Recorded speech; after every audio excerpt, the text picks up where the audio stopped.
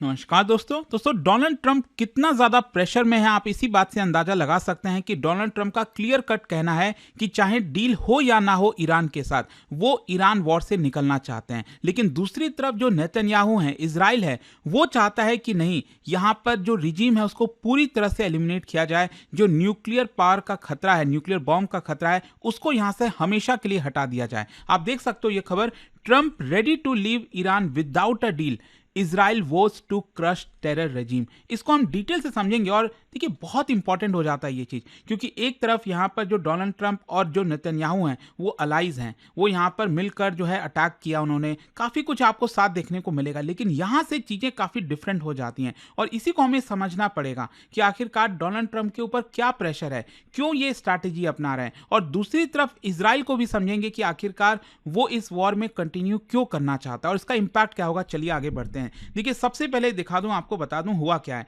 अभी जस्ट खबर आई थी डोनाल्ड ट्रंप की तरफ से, उन्होंने क्लियर कट कहा है that Trump says US will leave Iran whether we have a deal और नॉट।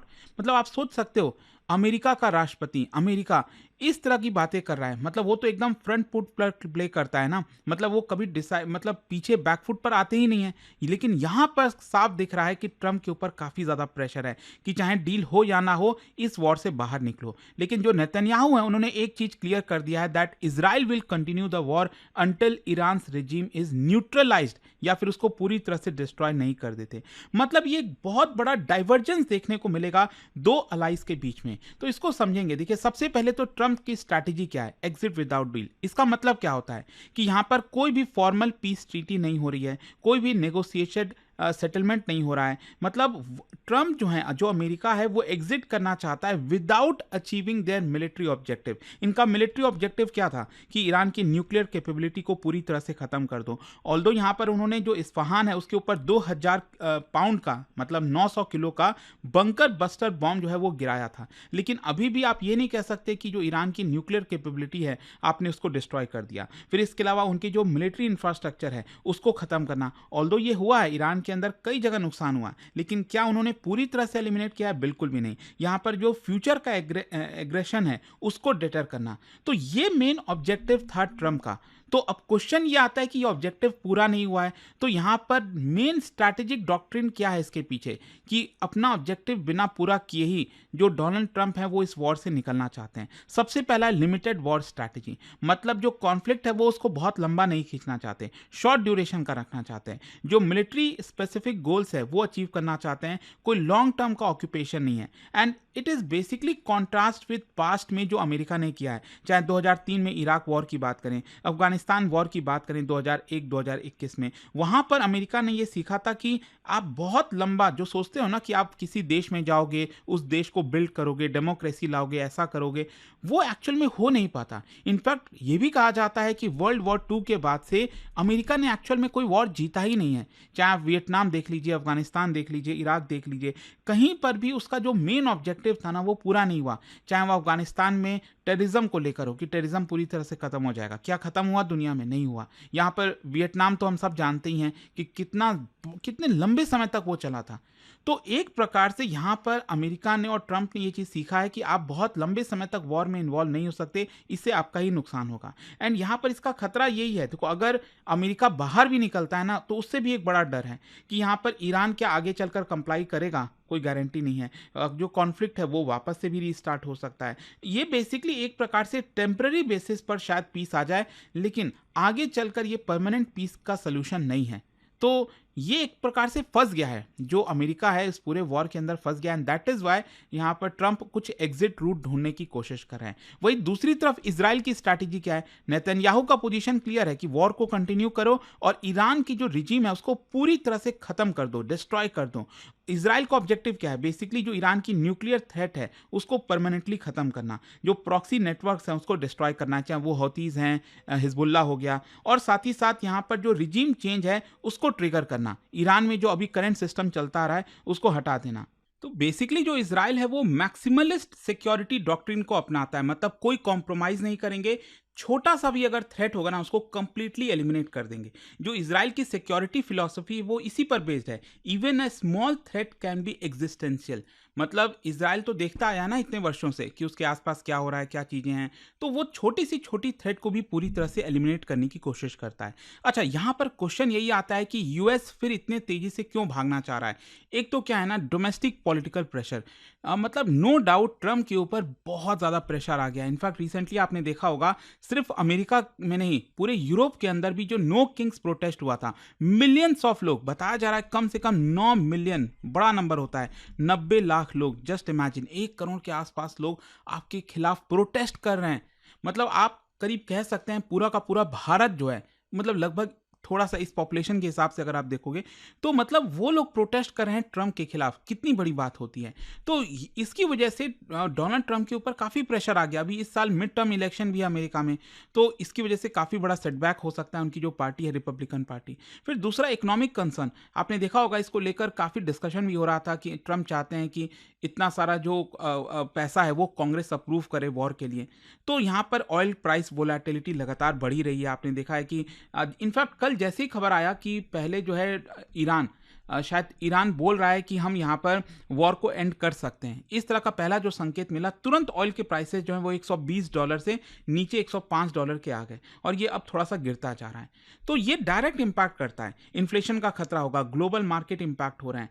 फिर इसके अलावा स्ट्रैटेजिक रीबैलेंसिंग भी कर रहा होगा। कहीं ना कहीं ऐसा लगता है ट्रम्प के लिए ये जो मिडिल ईस्ट है वो शायद उतनी बड़ी प्रायोरिटी ना हो, क्योंकि ट्रम्प को तो चाइना के ऊपर, रशिया के ऊपर, उधर भी फोकस करना है। फिर साथ ही साथ ट्रम्प यहाँ पर वॉर ट्रैप को अवॉइड करना चाहते हैं। पास्ट में जैसा मैंने आपको बताया, जो एक्सपीरियंस था कि जो लंबी वॉर चलती है उससे इकोनॉमिक ड्रेन होता है, पॉलिटिकल बैकलैश होता है। अच्छा, यहाँ पर क्वेश्चन ये आता है कि इजराइल क्यों नहीं यहाँ पर एग्जिट करना चाह रहा है, उसको क्या प्रॉब्लम है? देखो, ईरान का जो न्यूक्लियर वेपन है ना, वो उसके लिए सर्वाइवल थ्रेट है। मतलब इनफैक्ट मैं देख रहा था, जो रिसर्च वगैरह में बताया जाता है कि इजराइल यही बात कहता है कि देखो, हमें गल्फ कंट्री से, चाहे वो सऊदी अरब है, कोई और कंट्री से कोई खतरा नहीं है, हमें सिर्फ और सिर्फ ईरान से इस समय खतरा है। तो हम चाहते हैं कि यहाँ पर जो हमारे लिए सबसे बड़ा थ्रेट है ना, क्योंकि वो उसके सर्वाइवल का खतरा है, कि जिस दिन ईरान के पास न्यूक्लियर बॉम्ब आया तो इजराइल को यही डर है कि ईरान जो है वो बॉम्ब इजराइल के ऊपर गिराएगा। और दूसरा ज्योग्राफी फैक्टर, क्योंकि इजराइल जो है वो ईरान के काफ़ी नज़दीक है। अब मान लो अमेरिका तो इतना दूर बैठा है ना, तो वहाँ पर अभी ईरान के पास उतनी कैपेबिलिटी नहीं है कि वो डायरेक्टली अमेरिका के मेन लैंड पर बॉम्ब गिरा सकें। तो लेकिन इजराइल के ऊपर तो गिरा सकता है। फिर इसके अलावा security doctrine, Israel basically pre-emptive और डिसाइसिव फोर्स जो है उसको फॉलो करता है। फॉर एग्जांपल, अगर आप देखोगे 1981 में इराक न्यूक्लियर साइट, जो रिएक्टर था उसके ऊपर स्ट्राइक किया गया। इराक में एक ऑपरेशन चलाया गया था, क्या नाम है, ऑपरेशन कोबरा, मतलब कुछ तो नाम था। यहाँ पर जो रिएक्टर था ना बेसिकली वहाँ पर बगदाद के पास, उसको डिस्ट्रॉय किया था। फिर इसके अलावा 2007 में भी बताया जाता है कि जो सीरिया में न्यूक्लियर साइट है उसके ऊपर इजराइल ने स्ट्राइक किया था। तो इजराइल का हमेशा से यही रहा है कि उसके आसपास कोई भी अगर न्यूक्लियर का खतरा होता है ना, उसको पहले ही खत्म कर दो। And that is why Israel जो है इस वॉर को नहीं रोकना चाहता। लेकिन क्वेश्चन ये है कि इसका ओवरऑल इंपैक्ट क्या होगा। ये जो चीज़ें चल रही हैं, दोनों पार्टीज के बीच में डिफरेंस है। तो एक तो क्या, मल्टी फ्रंट वॉर का खतरा बढ़ सकता है। ईरान, इजराइल, यूएस, हिजबुल्लाह, कई यहाँ पर देश शामिल हैं, तो फुल स्केल वॉर की तरफ जा सकता है। ऑयल और ट्रेड में डिसरप्शन फर्दर आ सकता है। मान लीजिए ग्लोबल पावर पॉलिटिक्स की बात करें, मान लीजिए यहाँ पर यूएस एग्जिट करता है, तो इससे चाइना को गेन होगा। मीडिएटर का रोल पॉसिबल है। आपने देखा होगा कि कल जो है चाइना और पाकिस्तान दोनों ने मिलकर 5 पॉइंट का यहाँ पर प्रपोजल रखा इस वॉर को एंड करने के लिए। फिर रशिया को भी बेनिफिट मिल सकता है, यहाँ पर जो ऑयल के प्राइसेस बढ़े हैं, यूएस डिस्ट्रैक्ट हो रहा है। और साथ ही साथ सबसे बड़ी बात है अमेरिका के लिए कि जो अलायंस है वो कमजोर हुआ है। रिसेंटली आपने देखा होगा यहाँ पर इस तरह की बातें आ रही थी कि किस तरह से ट्रम्प मतलब बहुत ज्यादा यूरोप से नाखुश हैं। जिस तरह से यूके ने, स्पेन ने अपना एयर स्पेस देने से मना कर दिया। ट्रम्प ने तो ये तक कह दिया कि जाओ अपना ऑयल खुद लेकर आओ, मैं आपकी मदद नहीं करूंगा। तो पूरा का पूरा जो नाटो है वो इस समय ब्रेक होने के कगार पर है। तो ये सिचुएशन आपको देखने को मिलेगी। अच्छा, पॉसिबल, अब क्वेश्चन ये है कि पॉसिबल फ्यूचर सिनेरियोस क्या हो सकते हैं। देखो, 3-4 चीजें हैं यहाँ पर। एक तो ये है कि यूएस विड्रॉ कर जाए, जो कि लग रहा है। ट्रम्प जिस तरह से बयान दे रहे हैं कि यूएस बहुत जल्द वहां से निकलने वाला है, तो लेकिन फिर भी इजराइल जो है वो तो वॉर को कंटिन्यू रखेगा। ईरान जो है वो फिर रीजनली एस्केलेट कर सकता है, तो मामला फिर बढ़ सकता है यहाँ से। फिर इसके अलावा नेगोशिएशंस आफ्टर एग्जिस्ट, मतलब पहले अमेरिका एग्जिट करेगा तो हो सकता है बैक चैनल के थ्रू कुछ यहाँ पर नेगोशिएशन स्टार्ट हो जाए और मामला ठंडा पड़ जाए, एक ये है। फिर दूसरा रीजनल एस्केलेशन भी हो सकता है। क्या है ना, अभी न्यूज़ ये भी आ रही थी कि जो सऊदी अरब है वो चाहता है अमेरिका वॉर लड़े, क्योंकि सऊदी अरब और ईरान ये आपस में कट्टर दुश्मन है।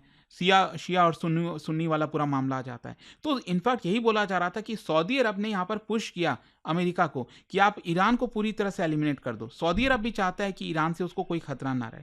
तो हो सकता है कि यूएस के एग्जिट करने के बाद रीजनल एस्केलेशन बढ़ जाए, प्रोलॉन्ग इंस्टेबिलिटी भी रह सकती है, कोई पीस नहीं होगा, डिसाइसिव विक्ट्री किसी की नहीं होगी और ये वॉर चलता रहेगा। तो इस तरह के कुछ सिनारियोज बन रहे हैं और ये एक्चुअल में देखने को मिलेगा। भले ही यहाँ पर कितनी भी शांति की बात कही जा रही है, आप देख सकते हो ईरान ने एकदम क्लियर कट धमकी दे दिया है कि आज से वो यूएस की जो टेक कंपनीज हैं, मेटा हो गया, गूगल हो गया, उनके ऊपर अटैक स्टार्ट करेगा। ऑलरेडी कुवैत के अंदर जो ऑयल टैंकर है उसके ऊपर अटैक किया गया है। तो लेट्स सी आगे इस तरह से क्या चीजें निकल कर आती हैं। बट आई होप कि यहां पर आपको एक चीज समझ में आ गई होगी कि यहां से यूएस और अमेरिका उन दोनों के विचार में डाइवर्जेंस देखने को मिल रहा है। देखते हैं क्या होता है। जाने से पहले एक इंटरेस्टिंग क्वेश्चन आप सभी के लिए, क्या बता सकते हो अरेबियन पेनिनसुला में सबसे बड़ा डेजर्ट इनमें से कौन सा है? इसका राइट आंसर आप सब जानते हैं, मेरे इंस्टाग्राम पर तो मिलेगा ही। वहां पर अगर आप नहीं हो कोई बात नहीं, टेलीग्राम से ले सकते हैं इसका सही उत्तर। और दोस्तों जैसा मैंने आपको बताया, अगर आप यूपीएससी की तैयारी कर रहे हैं, कोई भी बैच चाहते हैं, आपको बस यूज करना है ये कोड अंकित लाइव मैक्सिमम डिस्काउंट के लिए। और ये फोन नंबर है, कोई भी डाउट है, प्रॉब्लम है, इस पे कॉल करिए, मेरी टीम आपको अच्छे से गाइड कर देगी। स्टडी IQ IAS, आपका सिलेक्शन हमारा मिशन।